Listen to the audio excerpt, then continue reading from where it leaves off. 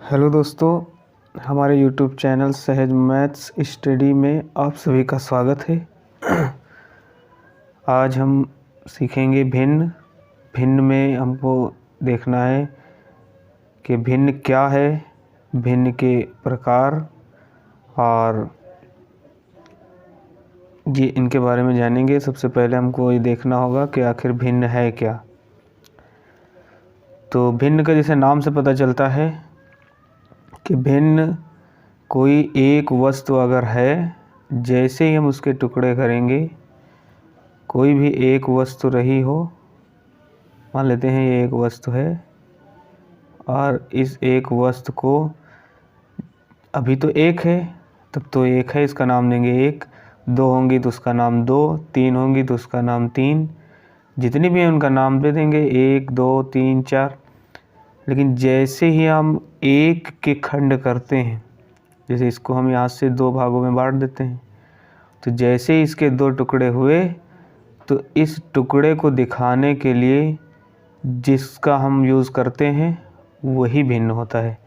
तो इसको दिखाने के लिए जैसे कोई एक टुकड़ा था और इसको दिखाने के लिए, इस टुकड़े को दिखाने के लिए या इस टुकड़े को दिखाने के लिए, या अभी इसके चार टुकड़े कर दें, तो इस टुकड़े को दिखाना हो या इस टुकड़े को अलग अलग, या इन दो टुकड़ों को दिखाना हो, तीन को दिखाना हो, तो सभी के लिए इन टुकड़ों को दिखाने के लिए ही जो हम यूज़ करते हैं उसी को भिन्न कहते हैं। वैसे तो परिभाषाएं बहुत सी हैं, लेकिन हमको ये ध्यान रखना है कि एक के जैसे ही हम टुकड़े करेंगे वो भिन्न हो जाएगा।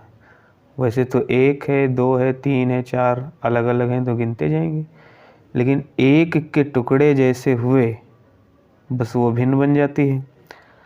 तो भिन्न क्या है ये समझ में आ गया होगा कि एक के ही टुकड़े होते हैं जो भिन्न है, एक ही के टुकड़े होते हैं। तो इसके लिए अभी हमने इसमें देखा, और मेन इसमें भिन्न में इसके दो भाग होते हैं। भिन्न के दो भाग होते हैं। तो भाग कौन कौन से हैं? पहला भाग होता है अंश, और दूसरा भाग होता है हर। तो अंश और हर, ये भी जो नाम है, नाम ही से हमको पता चल जाता है कि अंश का मतलब ही होता है भाग या टुकड़ा। भाग या टुकड़ा, अंश का अर्थ होता है भाग या टुकड़ा। ऐसे ही हर मतलब प्रत्येक, हर का मतलब प्रत्येक, मतलब हर एक मतलब हर एक की बात हो रही है इसमें। तो जैसे अभी यहाँ पे हमने इसमें देखा, तो इसको समझने के लिए हम एक चित्र के माध्यम से समझते हैं। वो हमने इधर बना लिया है, इसको इसके माध्यम से समझेंगे। जैसे ये है, ये एक चित्र हमने बना लिया है कि जब एक, मान लेते हैं एक चित्र है, जानते हैं सभी लोग, लौकी है। तो इसमें ये एक है, तो अभी तक तो इसको एक कहेंगे, अभी ये भिन्न में नहीं है। और जैसे ही हम इसके टुकड़े दो करते हैं, अब इस टुकड़े को दिखाने के लिए जो हम यूज़ करते हैं, जैसे इसको दिखाने के लिए हम 1/2 मतलब इसका यूज़ करने, मतलब इसको दिखाने के लिए हमको 1/2 लिखना, 1/2 रखना होगा। तो ये 1/2, ये 1/2। आखिर इसको 1/2 क्यों कह रहे हैं? क्योंकि अभी हमने बताया कि अंश और हर, ये भिन्न के दो भाग हैं। मतलब भिन्न का मतलब यही होता है कि जब हम किसी को P/Q के रूप में लिखें, जैसे P/Q के रूप में, तो P/Q के रूप में जब हम लिखेंगे, जहाँ पर ये भी होता है कि Q बराबर 0 ना हो, Q बराबर 0 ना हो। तो इसमें जो p होता है वो होता है अंश, और जो q होता है वो होता है हर। अब p और q या a/b लिख सकते हैं, कुछ भी है, और इससे हमको ये पता चलता है कि जो ऊपर वाला है वो अंश है, नीचे वाला जो है हर है। और अंश और हर क्या चीज़ है, ये हम इसको आसानी से इसी में समझ पाएंगे चित्र से। तो इसमें हमको ये देखना है कि अंश का मतलब, अभी हमने बताया कि अंश का मतलब होता है भाग या टुकड़ा, और हर का मतलब होता है हर एक टुकड़ा, हर एक टुकड़ा। तो हर एक टुकड़े की बात होती है वो नीचे लिखा जाता है हर एक टुकड़ा। जैसे यहाँ पर हम देखते हैं कि यहाँ तो एक है, लेकिन इसमें इसके 2 टुकड़े हुए हैं। तो अगर हम इस भाग को ले रहे हैं, इतने इस भाग को ले रहे हैं, तो जब इस भाग को लेंगे तो ये भाग कितना है, 1। तो 1 भाग है, मतलब जो भाग हमने लिया, 1 इसका भाग लिया, वो 1 टुकड़ा लिया। फिर और हर का मतलब हर एक टुकड़ा, तो इसके टुकड़े कितने हुए, 2 हुए, 1 2, मतलब हर एक टुकड़ा यहाँ लिखा जाएगा प्रत्येक टुकड़ा। तो 1 2 2 टुकड़े हैं, इसलिए इसको हम कहेंगे 1/2। चाहे हम इस टुकड़े की बात करें तो 1/2, इस टुकड़े की बात करें तो 1/2। ऐसे ही मान लेते हैं अगर हम इसके 3 टुकड़े कर दें, इस लौकी को 3 जगह से हम काट देते हैं, तब क्या होगा। अगर हम इसकी बात करें, इस टुकड़े की बात करें, तो ये तो टुकड़ा 1 है, तो इसके लिए हमको क्या लिखना होगा, 1 लिखना होगा। और नीचे अभी हमने देखा कि नीचे वाला जो होता है वो हर होता है, मतलब हर एक टुकड़ा। तो हर एक टुकड़ा कितने टुकड़े हैं इसके, 1 2 3 टुकड़े हैं। तो इस टुकड़े की अगर हम बात करेंगे तो एक टुकड़े की बात हो रही, तो ऊपर 1 और नीचे हम जितने टुकड़े हुए हैं वो हर एक टुकड़ा, नाम ही से पता चलता है हर, मतलब हर एक टुकड़ा। तो हर एक टुकड़ा हम यहाँ पर रखेंगे, 3 टुकड़े हुए हैं तो बटे में 3 रखेंगे, ये हो गया 1/3। अगर इसकी बात करें तो ये भी तो 1/3 होगा, और इसकी बात करें तो ये भी 1/3 होगा। लेकिन अभी हम इसमें इन 2 टुकड़ों को ले लें, तो जब 2 टुकड़ों की बात होगी कि 2 टुकड़ों को हम ले लेते हैं, तो इसके लिए हमको रखना होगा 2, क्योंकि अंश मतलब भाग, अंश मतलब भाग। अगर हम इसके 2 भाग ले रहे हैं तो भाग में हमको, अंश में हमको 2 रखना होगा, और बटे में हर एक टुकड़ा, बटे में तो हर एक टुकड़ा होगा, हर का मतलब हर एक टुकड़ा, 1 2 3, तो नीचे हमको रखना है 3, तो ये 2/3 हो जाएगा। और जब ये भी टुकड़ा हम ले लेंगे तो मतलब 1 2 3 टुकड़े लिए, और हर एक टुकड़ा कितना है, 3 है, तो ये सब जब कट गया तो हमको मिला 1। मतलब ये है कि हमने 1 लौकी थी वो पूरी ले ली, हर एक टुकड़ा ले लिया, मतलब ये हल किया तो हमको क्या मिला, 1, मतलब 1 लौकी हमने ले ली। और अगर हम इसी प्रकार से देखें कि इसके हम 4 टुकड़े अगर कर देते हैं, अगर इसके हम 4 टुकड़े करते हैं, तो यहाँ पर देखो, इस टुकड़े की बात अगर की जाए तो यह टुकड़ा जो है 1 टुकड़ा है, हमने 1 लिख लिया। अब हर एक टुकड़ा कितना है, 1 2 3 4, हर एक टुकड़ा यहाँ 4 है, इसलिए इस टुकड़े की अगर बात की जाए तो इसको हम कहेंगे 1/4। और यहाँ अगर हम केवल अकेले इसकी बात करें तो इसको भी हम कहेंगे 1/4। अगर इसकी बात करें तो इसको भी हम 1/4 कहेंगे, और इसकी बात करें तो इसको भी हम 1/4 कहेंगे। लेकिन अभी हम यहाँ से यहाँ तक 2 टुकड़े ले लें तो इसको हम कहेंगे 2/4। और अगर हम यहाँ से कहें और यहाँ तक ये 3 टुकड़े ले लें तो इसको कहा जाएगा 3/4, मतलब हर एक टुकड़ा, ऊपर 3 टुकड़े लिए, 1 2 3, तो अंश, मतलब हमने अंश कितना लिया इस लौकी का, 3 भाग लिया, इसलिए 3 बटे, और नीचे हर एक टुकड़ा कितना है 4, इसलिए यहाँ पर नीचे 4 हो जाएगा।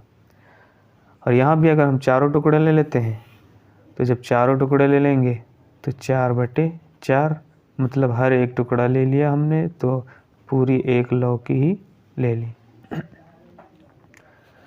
तो चित्रों के माध्यम से समझ में आया होगा अच्छे से।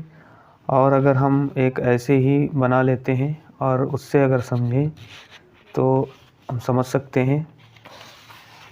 जैसे यहाँ पर हम देखें, इसमें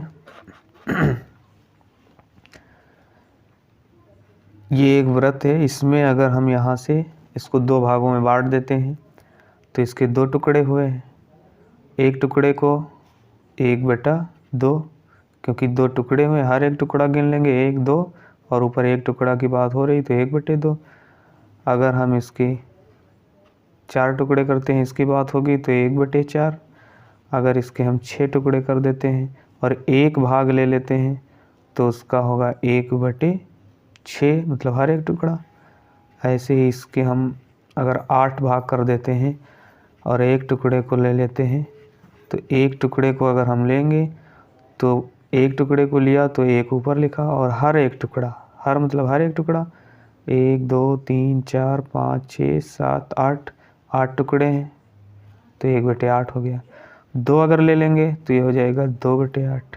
अगर हम इसके 2 भाग ले लिए, अगर 3 भाग ले लेंगे तो इसको हम कहेंगे 3, क्योंकि अंश इसका हम 3 ले रहे हैं, 3 भाग ले रहे हैं, 3 टुकड़ा ले रहे हैं, अंश कितना ले रहे हैं 3, इसलिए 3 और बटे में हर एक टुकड़ा, हर एक टुकड़ा कितना है 8, हमने गिन लिया हर एक टुकड़े को तो यहाँ हमको मिला 8, तो 3/8।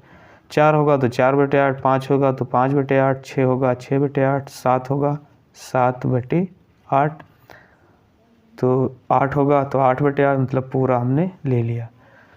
तो चित्रों के माध्यम से ये थोड़ा समझ में आया होगा कि आखिर भिन्न होता क्या है।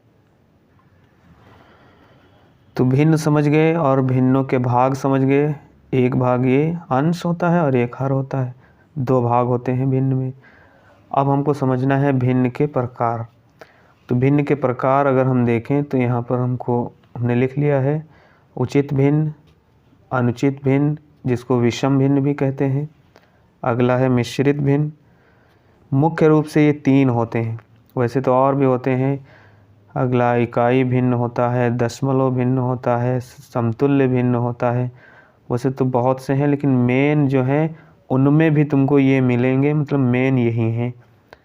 तो इनको हम अच्छे से समझेंगे और बाकी आगे समझते रहेंगे, लेकिन मेन जो है हमको ये 3 समझना है। उचित भिन्न को निश्चित भिन्न भी कहते हैं, और अनुचित को अनिश्चित भिन्न भी कहते हैं, और विषम भिन्न भी कहते हैं।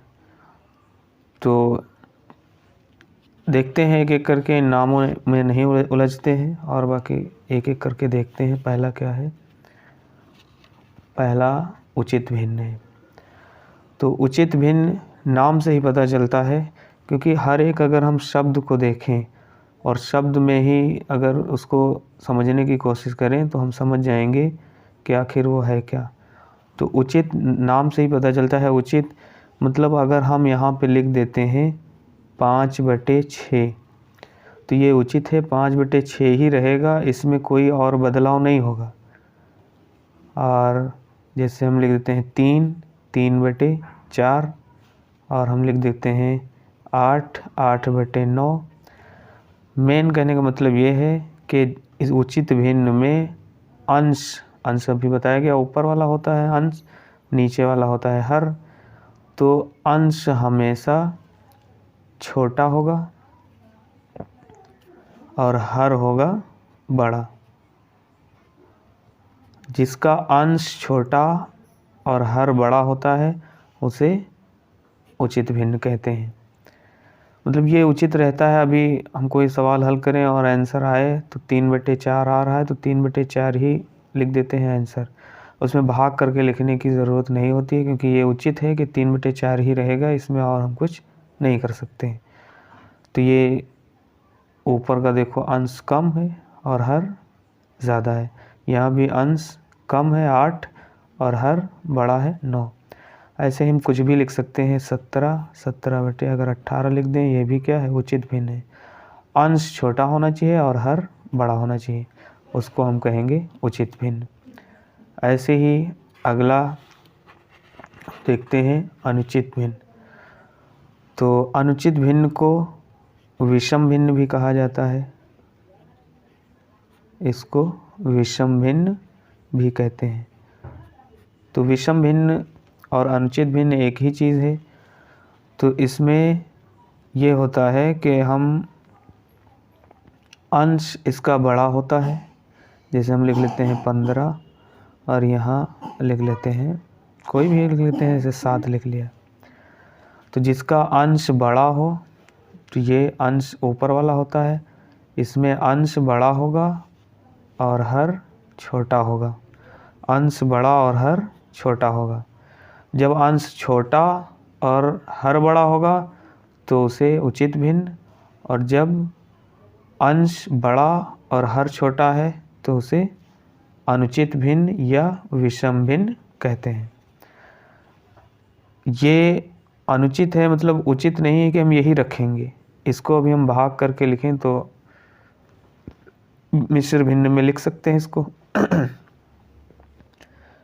तो ये अनुचित है, विषम है, क्योंकि इसको हम यही नहीं, इसको हम और तरीके से भी लिख सकते हैं भिन्न के रूप में, तो इसलिए इसको अनुचित भिन्न कहा जाता है। और ये विषम भिन्न है, कुछ भी लिख सकते हैं। 5/3, 2/1, 8/3, मतलब अंश बड़ा हो और हर छोटा हो तो उसे हम कहेंगे अनुचित या विषम भिन्न।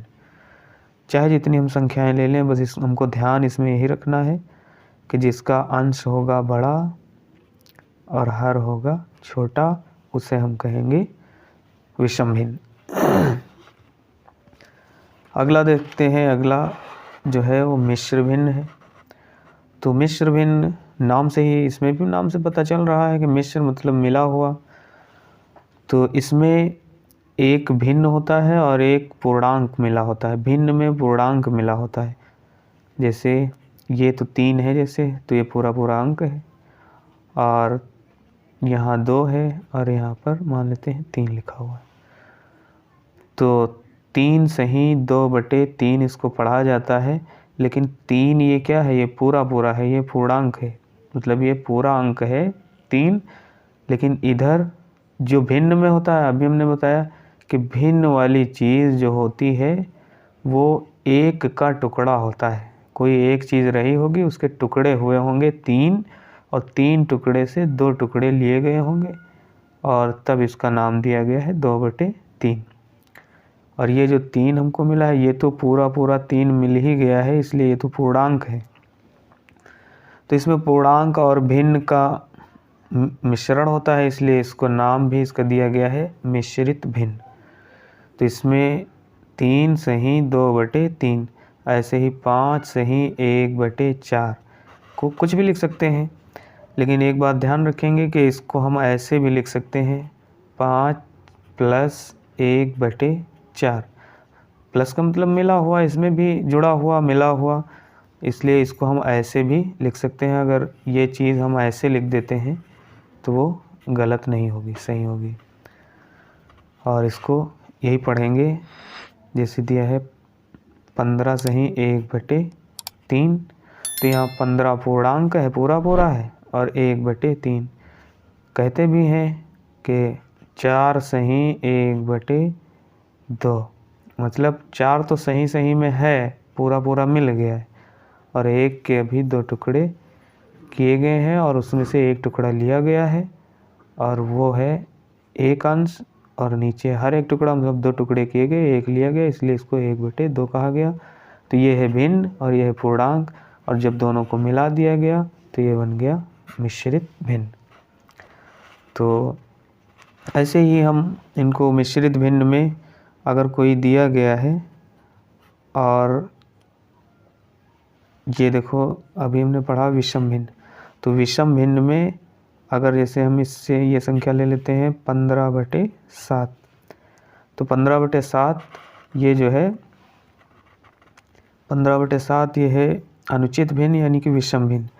तो इसको जब हम बदलेंगे मिश्रित में, तो इसके लिए हमको इसको भाग देना होगा। 7 से जब भाग देंगे तो 7 दूनी 14 होगा और 1 बच जाएगा। तो यहाँ पर जो हमको पूरा कट चुका है, मतलब ये पूरा हमको सही में आंसर मिल गया है, मतलब 2 सही में हमको मिल गया है, 2 सही और अभी 1 बच रहा है। मतलब इस 1 का अभी 1 बचा हुआ, अभी इसको हल करना है, मतलब इसको अभी 7 से भाग देना है, मतलब 1/7। तो 2 सही 1/7। जो आंसर आता है उसको पहले लिख लेते हैं, जो बच जाता है शेष उसको ऊपर लिखते हैं और यहाँ जिससे भाग देते हैं उसको नीचे लिखेंगे। तो ये बन जाता है मिश्र भिन्न।